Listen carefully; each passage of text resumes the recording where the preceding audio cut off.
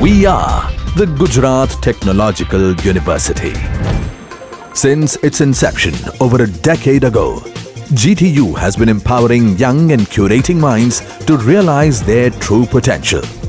Over 4 lakh inspired students are enrolled with one of the premier academic universities in India. With more than 450 affiliated colleges in its fold operating across 5 zones of the state, GTU, the International Innovative University, your place to move forward.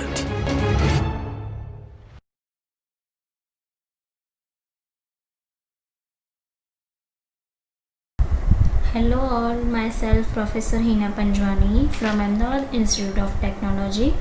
Welcome to PHP tutorials. In this video we are going to understand PHP in detail step by step. Let's start. First of all, I would like to discuss what is PHP. PHP is acronym for Hypertext Preprocessor and it's an open source scripting language. That means whenever you make some websites, you need a server to host your website, and PHP is server-side scripting language. That means it can interpret your pages and serve your pages to the clients on the basis of the request of the client. I will show you in brief how PHP works in the later slides. Why we use PHP? Because PHP is a strong scripting language which can generate dynamic web pages. PHP runs on various platforms like Windows, Linux, etc. PHP is compatible with almost all servers used today like Apache and IIS. PHP is free. You can download it from php.net. Now, what can PHP do? PHP can generate dynamic web pages. PHP can create, open, read, write and close files on the server. Also, PHP can send and receive cookies. PHP can manage database. PHP can use for control access data. So now, this is how PHP works. So I already told you that PHP is a server-side scripting language. So there will be a server that your website will be hosted. All your web pages will be stored there.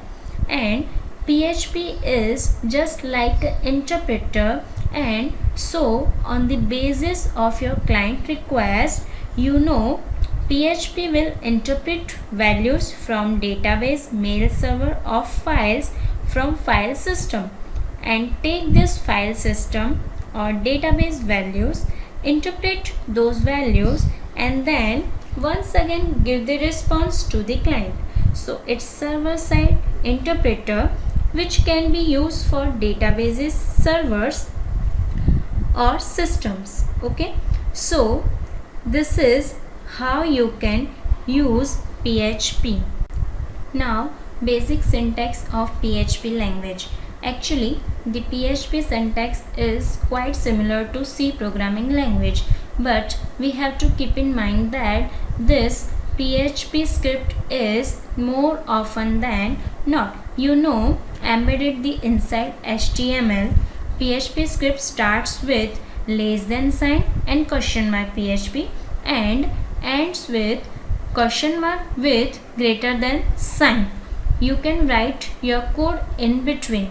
PHP file extension is .php. PHP file contains HTML tags and some PHP scripting code. Note that every statements in PHP end with a semicolon. Now let's see example of PHP. Here in this example you can see echo function that is used for printing statement and h1 tag is used. So in output my first PHP page that is written in h1 tag and hello world will be printed. Now these are the features of PHP. performance, open source software, platform independent, compatibility, case sensitive, error reporting, interpreted, etc. Okay. What is an array?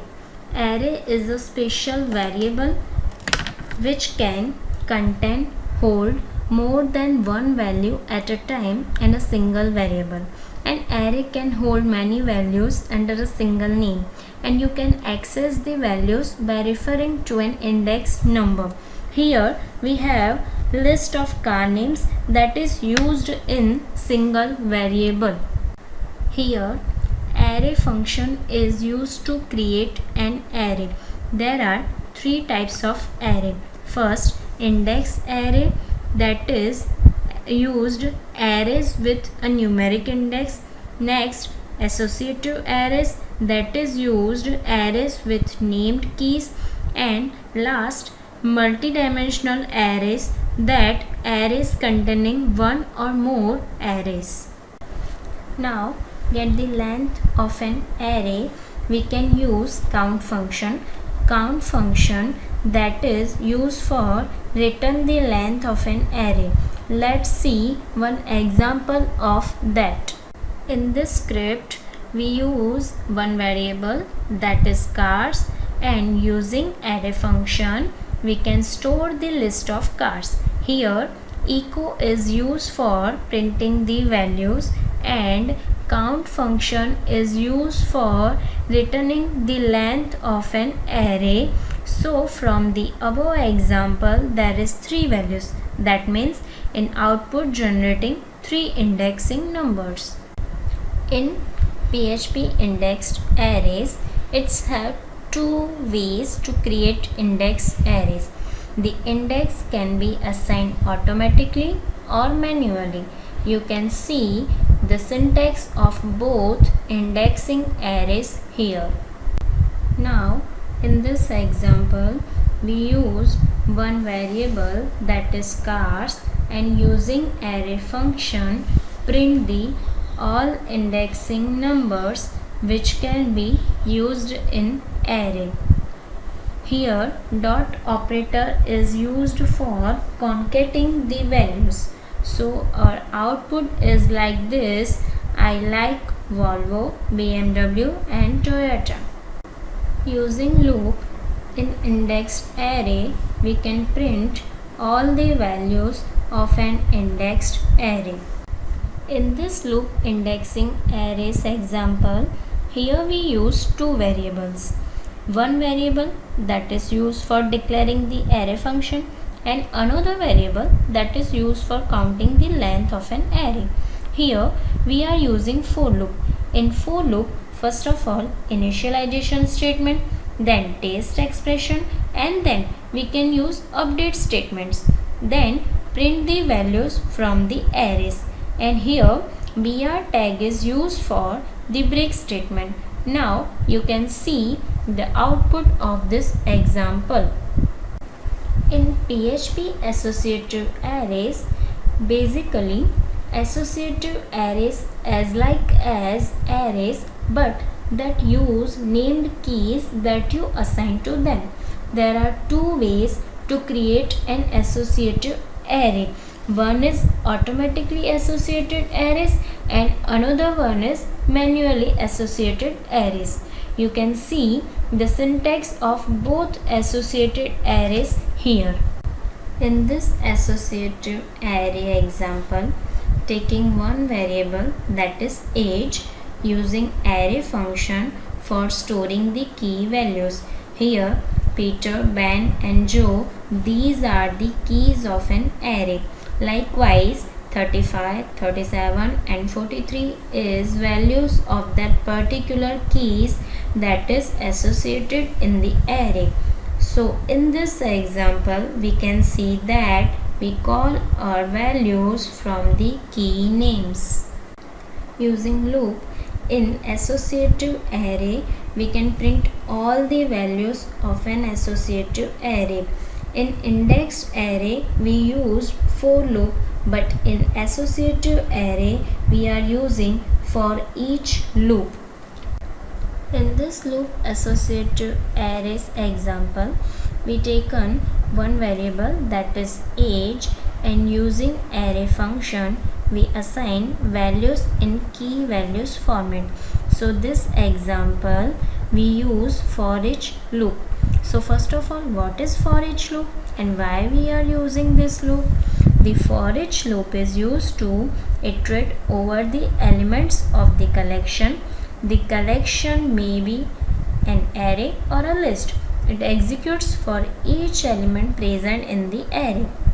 In the loop body, you can use the loop variable you created rather than using an index array element.